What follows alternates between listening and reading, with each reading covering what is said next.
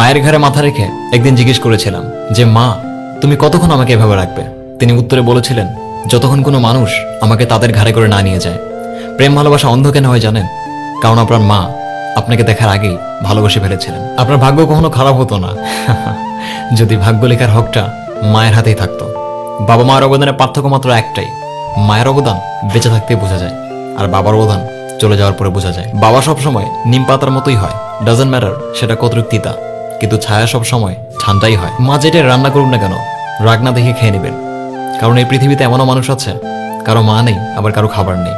আপনি তাদের থেকে অনেক ভাগ্যবান। তাই ওই আল্লাহর কাছে একটাই চাওয়া, মা ছাড়া কোনো ঘোর না হোক, আর কোনো মা ঘোর ছাড়া না হোক। একটা কথা কি জানেন, সমুদ্র আর বাবার মাঝে অনেক মিল রয়েছে, দুটোরই গভীরতা কখনোই বোঝা যায় না। আর যে মানুষটি আপনার জন্য হার মানতে পারে, তার কাছে আপনি কখনো জিততে পারবেন না, আর সেটি হলো আপনার বাবা। আর তাই পৃথিবীতে সব থেকে বড় অসম্ভব কাজ হচ্ছে বাবা মায়ের ভালোবাসার পরিমাণ খুঁজে বের করা। দেখুন, পানি গরম হতে সময় লাগে, চাঁদ পূর্ণিমা হতে সময় লাগে, ঠিক তেমনি আপনার এই মরিচা পড়া ভাগ্যটা খুলতেও সময় লাগবে, যে সময়টি আপনার থাকা উচিত। আর মনে রাখবেন, এই পৃথিবীতে আমরা একবারই আসি, তাই এমন আমল করুন যেন দ্বিতীয়বার আসার ইচ্ছা আর না হয়। সম্মান আর প্রশংসা চাইলে পাওয়া যায় না, অর্জন করে নিতে হয়। ঔষধ পকেটে নয়, কেবলমাত্র আপনার শরীরের ভেতরে গেলে আপনি সুস্থ হবেন।